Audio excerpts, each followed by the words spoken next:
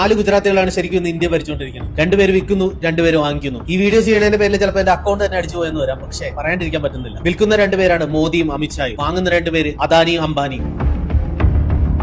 ഗുജറാത്തികൾക്ക് പിന്നെ ബിസിനസ് അല്ലേ മെയിൻ. അത് നമ്മളിപ്പോ പ്രാക്ടിക്കലായിട്ട് കണ്ട് മനസ്സിലാക്കുന്നു. ഞാൻ കുറച്ച് ലോജിക്കൽ ആയിട്ടുള്ള കാര്യങ്ങൾ പറഞ്ഞുതരാം. ഇതിനകത്ത് ഒരു രാഷ്ട്രീയം കൊണ്ടുവരേണ്ട ആവശ്യമില്ല. ഞാൻ ആദ്യമേ തന്നെ പറയുവാണ്, ഞാൻ കോൺഗ്രസ് പാർട്ടിനെ സപ്പോർട്ട് ചെയ്യുന്നില്ല, ഞാൻ കമ്മ്യൂണിസ്റ്റ് പാർട്ടിനെ സപ്പോർട്ട് ചെയ്യുന്നില്ല, ഞാൻ BJP-നെ സപ്പോർട്ട് ചെയ്യുന്നില്ല. കാരണം ഒരു ആർമിക്കാരൻ എന്ന നിലയിൽ ഞാൻ ബോർഡറിൽ നിൽക്കുമ്പോഴും ഇപ്പോഴും നമ്മുടെ നാട്ടിലുള്ള ഓരോ ജനങ്ങളെ കുറിച്ച് ഞാൻ ചിന്തിക്കുന്നു. ശരിക്കും ഇപ്പൊ എന്താണ് നടന്നുകൊണ്ടിരിക്കുന്നത്? മോദിയും അമിത്ഷായും കൂടി പെട്രോളിയം, റെയിൽവേ ഇതുപോലെയുള്ള വകുപ്പുകളെല്ലാം അംബാനിക്ക് വിറ്റ്. എയർപോർട്ട്, സീപോർട്ട്, അതായത് തുറമുഖങ്ങൾ ഇതെല്ലാം അദാനിക്കും വിറ്റ്. അങ്ങനെ ചെയ്യണോണ്ട് എന്താണ് പ്രശ്നം എന്ന് നിങ്ങൾ ചിലപ്പോൾ ചോദിക്കാം. പ്രശ്നമുണ്ട്. അതിനൊരു ഉദാഹരണം പറയണമെങ്കിൽ മുകുന്ദനുണ്ണി അസോസിയേറ്റ് എന്ന് പറഞ്ഞ സിനിമ നിങ്ങൾ കണ്ടിട്ടുണ്ടെങ്കിൽ അതിൽ ICUവിൽ കയറി വക്കാലത്ത് പിടിപ്പിക്കാൻ പറ്റുമെന്ന് പറയുമ്പോൾ മുകുന്ദനുണ്ണി ചെയ്യുന്ന ഒരു കാര്യമുണ്ട്. അവിടുത്തെ സെക്യൂരിറ്റി കോൺട്രാക്ട് തന്നെ അങ്ങോട്ട് എടുക്കുക. അതേപോലെ തന്നെ നമ്മുടെ ഇന്ത്യയിലോട്ട് എന്ത് കാര്യങ്ങൾ ഇമ്പോർട്ട് ചെയ്യാനാണെങ്കിലും, എന്ത് കാര്യങ്ങൾ എന്ന് ഞാൻ പറയുമ്പോൾ ലീഗലിനേക്കാൾ കൂടുതലായി ഇല്ലീഗൽ ഐറ്റംസ് ഇമ്പോർട്ട് ചെയ്യാനായിട്ട് ഒരാൾക്ക് വേണ്ട ഒരു കാര്യമാണ് തുറമുഖങ്ങൾ അല്ലെങ്കിൽ എയർപോർട്ട്. കാരണം തുറമുഖം ഗവൺമെന്റും നമ്മുടെ സ്വന്തമാണെങ്കിൽ പിന്നെ അവിടെ വരുന്നത് എന്താണെന്ന് ആരെയും ബോധിപ്പിക്കേണ്ട ആവശ്യം നമുക്കില്ല.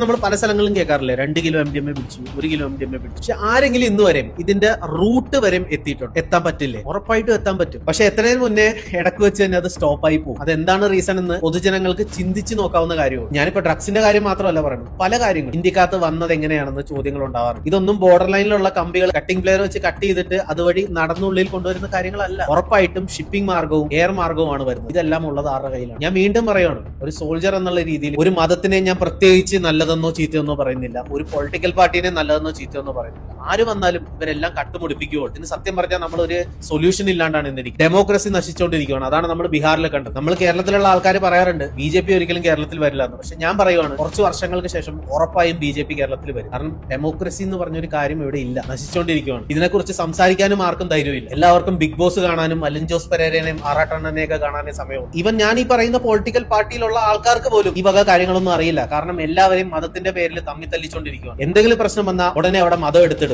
വേറൊരു കാര്യം ഞാൻ ശ്രദ്ധിച്ചതെന്ന് പറഞ്ഞാൽ, കേരളത്തിൽ പണ്ട് ഈ പറഞ്ഞ പോലെ മതത്തിന്റെ പേരിൽ ഇത്ര അടിയില്ല. ഇന്നാണ് സോഷ്യൽ മീഡിയയിൽ മതത്തിന്റെ പേരിൽ ഇത്ര അടി ഉണ്ടാവും. ഞാൻ പറഞ്ഞ പോലെ ഇതിന്റെ എന്താ സൊല്യൂഷൻ എന്ന് എനിക്ക് സത്യമായിട്ട് അറിയും. നിങ്ങൾക്ക് എന്തെങ്കിലും സൊല്യൂഷൻ പറയാൻ പറ്റുമെങ്കിൽ പാർട്ടിയുടെ പേരിലും മതത്തിന്റെ പേരിലും കിടന്ന് തമ്മിത്തല്ലാണ്ട് എന്തെങ്കിലും സൊല്യൂഷൻ പറയും.